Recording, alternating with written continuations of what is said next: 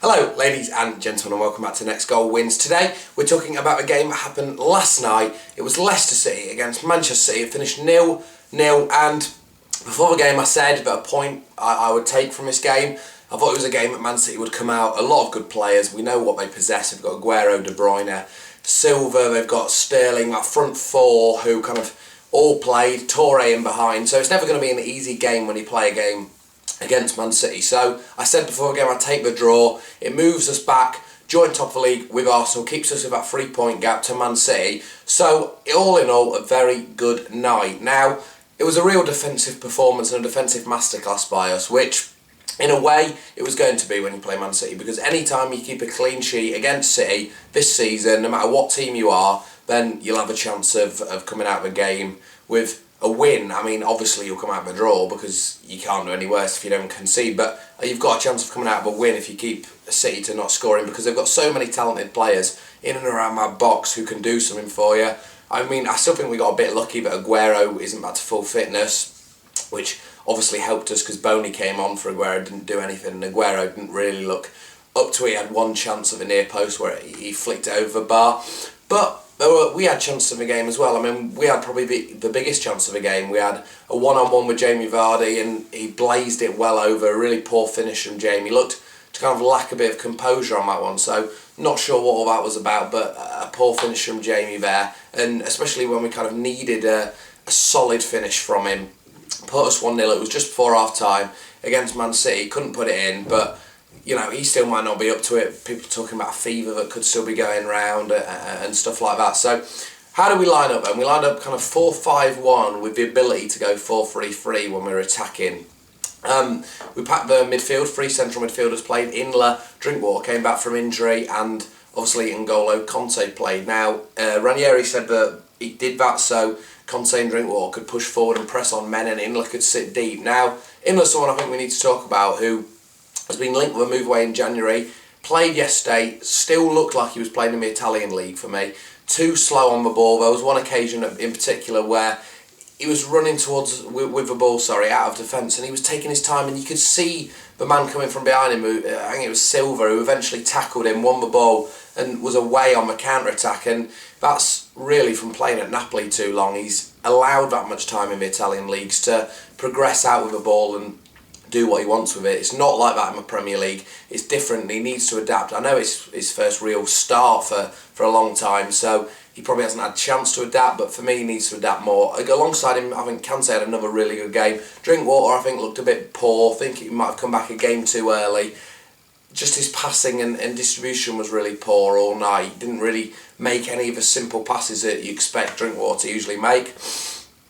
Apart from that, the formation wasn't working. I mean, the first half, Man City were all over us. They had a lot of clear-cut opportunities in terms of getting down our right and left. I talked before the game about the fullbacks being a problem. They were. Kolarov got a lot of room. Sanya got a lot of room. Sterling running in behind the back had one real clear chance where he chested it down, volleyed it at Schmeichel. Schmeichel stuck out a right hand, made a really good save. But, you know, City were really, really dominant in that first half, and going in at half-time you were thinking it's only a matter of time before City scored, but that wasn't the case.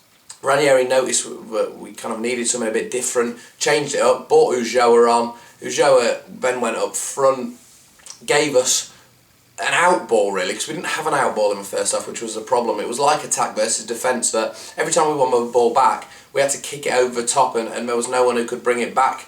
No one who could bring it down, for us and bring other people into play. It was just Vardy chasing speculative balls over and over again, and Ulloa really changed that by kind of just his physicality and giving us an out ball to hit and, like I said, bring other people into play. So I'm not saying the second half was vintage City. We didn't really push forward from counter-attacks like we did, but that's purely because Man City are a very, very good side. We've got very good players. They packed the midfield a lot. The defenders did well. I thought Mangala had a good game, despite people saying that he's kind of been poor since joining City. So it's never an easy game when you play Manchester City, let's be honest, is it? And at the end of the day, it is a team who should be winning the title year in, year out, against us who, without putting us down, shouldn't be challenging for the title year in, year out. So any other season, any other time, and still at this time, you are very, very pleased and proud of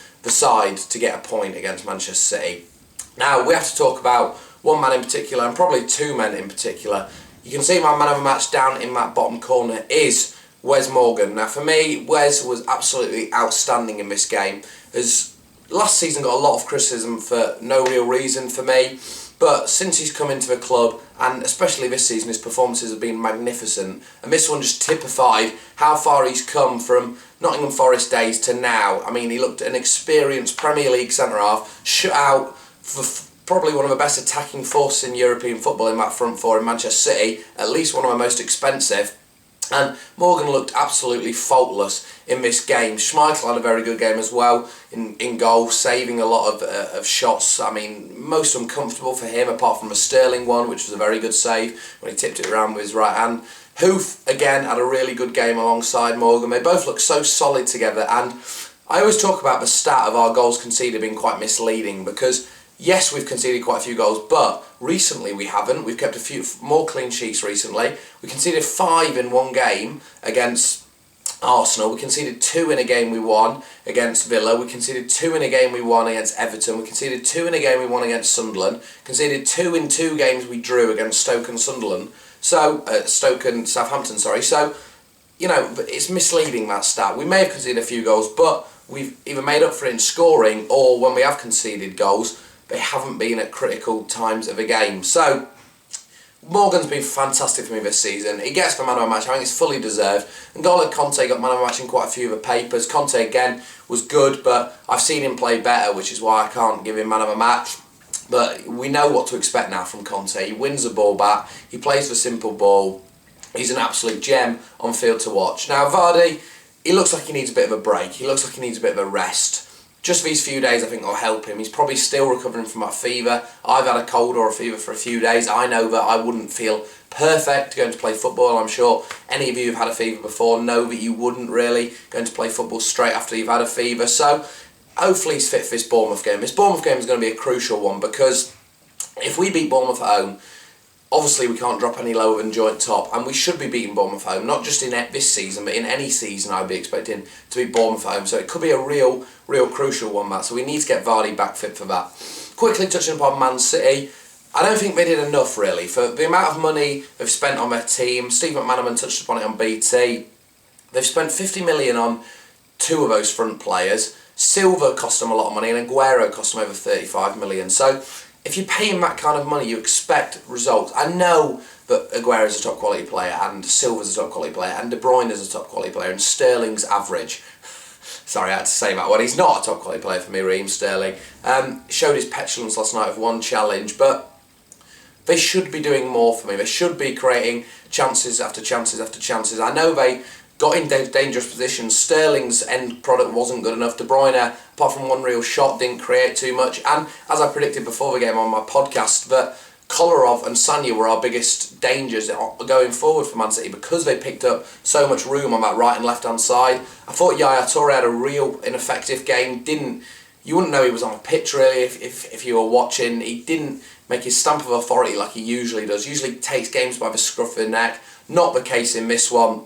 Couldn't do anything on the ball. We didn't allow him enough time, and sat very, very deep. So when he did get the ball, he'd have to burst forward and do something.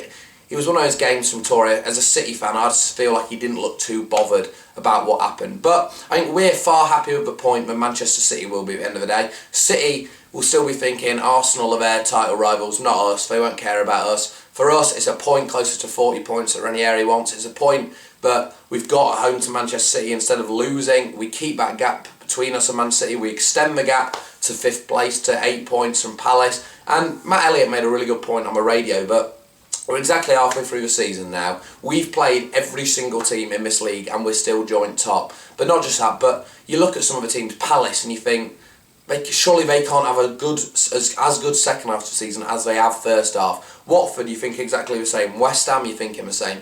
Tottenham, you think they may not have a good as second half because it's Tottenham. Arsenal and City, they will have a good as second half. United will improve. So I think we're really capable of getting top four after last night's draw. I think we're really capable of getting a top four finish with this team we've got. I do still think we need to buy a striker in January, just based on his City performance. I think we need a new striker in January, another one to play alongside Vardy, who's a real goal scoring threat, because Ulloa and Okazaki don't offer us that, and obviously Ranieri doesn't rate Kramaric. So I think Kramaric will be going, Inler might be going based on his performance, but I can see a few coming in still. But on this, as I say again, a really good point. City were dangerous with no real end product.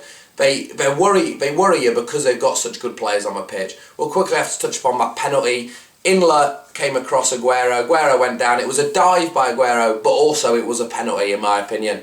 Because Aguero did dive because it was simulation, but it was a penalty. If he goes down normally, the penalty gets given there. I mean, Inler got the wrong side of him. Aguero touched the ball away. Inler didn't touch the ball, took Aguero's knee out. So for me, it would have been a penalty, but the referee didn't give it.